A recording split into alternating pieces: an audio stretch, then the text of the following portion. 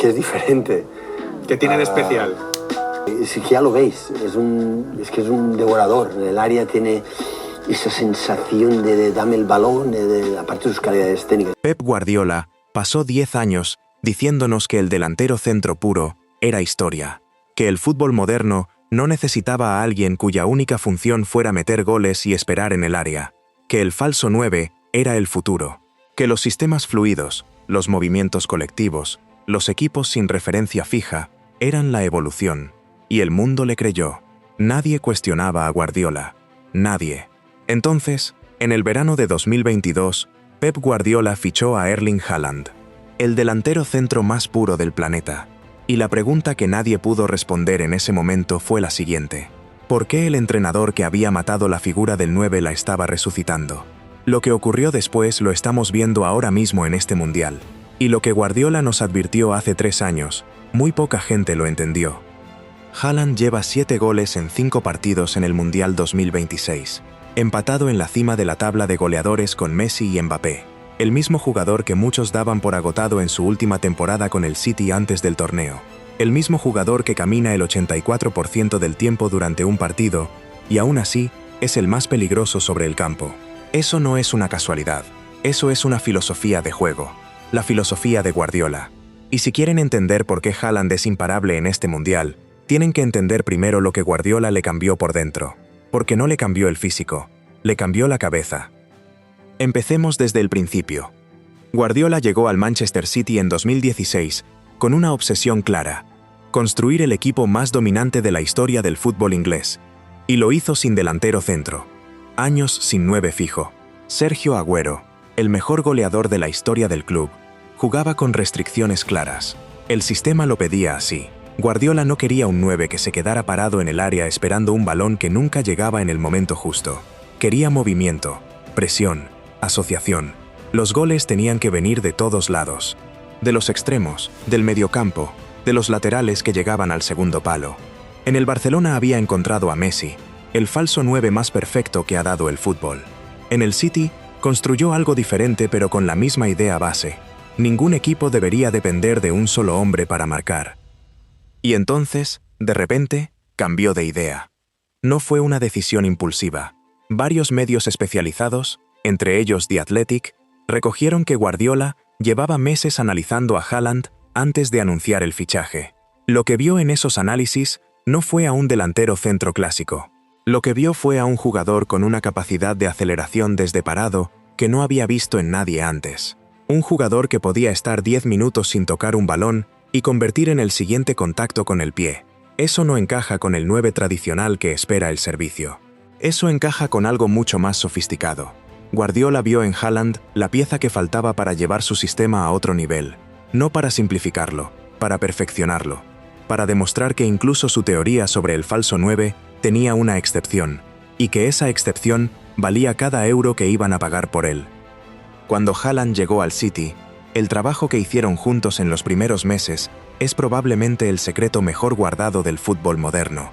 Guardiola no le dijo a Haaland que goleara, le dijo a Haaland que estudiara los movimientos sin balón, las posiciones antes de recibir el pase, cuándo moverse, y lo que es más importante, cuándo no moverse.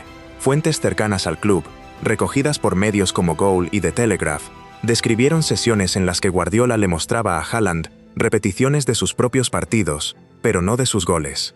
De los 3 o 4 pasos previos al gol, no el remate, el movimiento que lo hacía posible.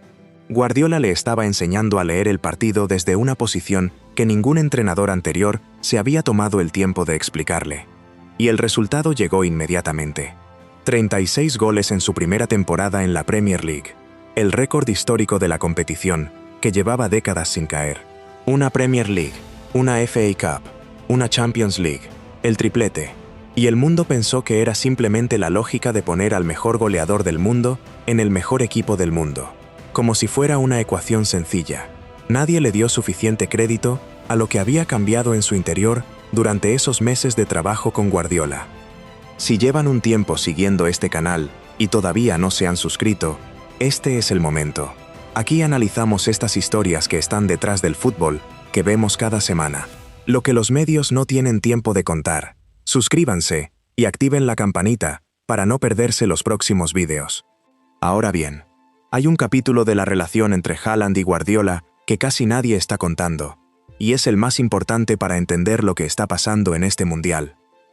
En la temporada 2025-26, la última de Guardiola al frente del Manchester City antes de dejar el club, Haaland atravesó su peor racha goleadora desde que llegó a Inglaterra. No era el mismo. Los medios ingleses empezaron a cuestionarlo públicamente. Se hablaba de problemas físicos, de un sistema que ya no encajaba con sus movimientos, de si quizás el nivel que había alcanzado en los primeros años era insostenible. Y en ese momento, cuando la presión sobre Haaland era máxima, cuando habría sido fácil distanciarse o protegerse, Guardiola hizo exactamente lo contrario. Salió a defenderlo. Dijo que Haaland era un jugador cuyo impacto en el equipo iba mucho más allá de los goles que aparecían en el marcador, que había quien miraba solo las estadísticas y no veía el partido completo, que Haaland seguía siendo el mejor delantero del mundo y que los números volverían.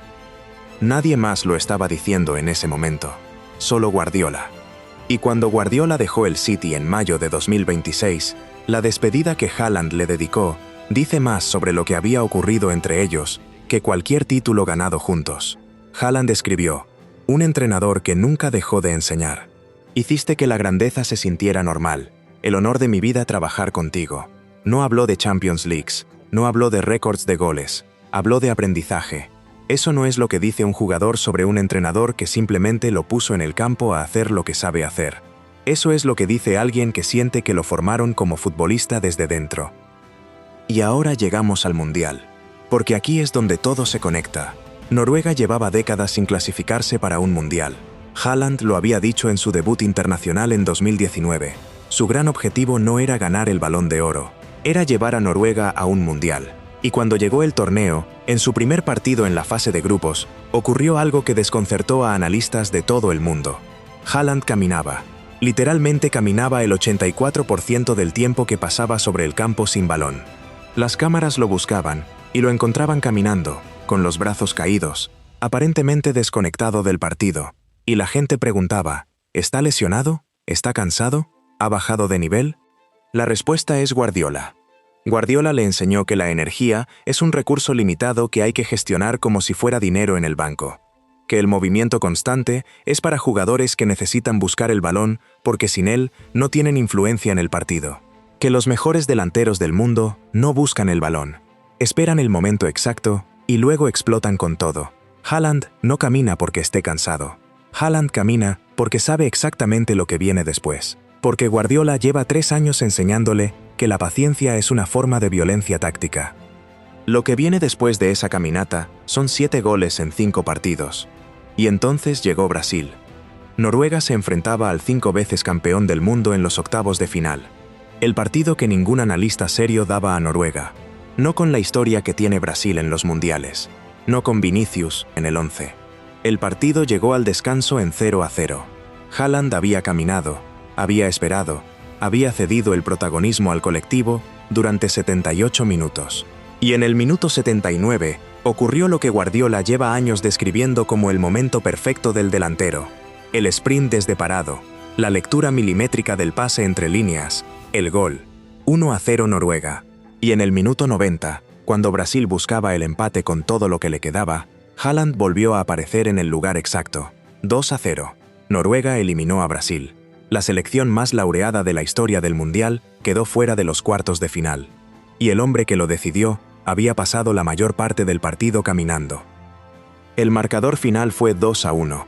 Haaland firmó los 2 goles de Noruega. Y el 11 de julio, en los cuartos de final contra Inglaterra, la pregunta no va a ser si Haaland puede marcar. La pregunta va a ser si Inglaterra tiene alguna forma de detener a un jugador que nadie sabe cuándo va a explotar ni desde dónde. Lo que Guardiola nos advirtió hace 3 años, cuando todo el mundo cuestionaba que un 9 puro pudiera encajar en su sistema, era esto: que el delantero centro no había muerto. Lo que había muerto era el delantero centro que no sabía pensar. Haaland no es una excepción al sistema de Guardiola. Haaland es la evolución de ese sistema. Es el 9 puro rediseñado desde dentro, con la gestión de energía de un atleta de élite, con la frialdad de alguien que ha marcado goles en el minuto 90 desde que tenía 16 años. y con la inteligencia táctica de alguien que pasó 3 temporadas bajo el entrenador más exigente del mundo. Guardiola se fue del City, pero lo que le dejó a Haaland no se va, y este mundial lo está demostrando partido a partido. La pregunta que les dejo es esta: ¿creen que Haaland puede llegar a ganar un mundial sin Guardiola en el banquillo, o su mejor versión depende de ese sistema para existir? Déjenlo en los comentarios porque la respuesta no es tan obvia como parece. Si llegaron hasta aquí, gracias de verdad. Denle like si creen que Guardiola merece más crédito del que está recibiendo por lo que Haaland está haciendo en este torneo. Suscríbanse si todavía no lo han hecho, y activen la campanita. El próximo vídeo, aplicamos este mismo análisis a otro jugador de este mundial que lleva semanas construyendo algo silencioso que los grandes medios todavía no están viendo. Hasta la próxima.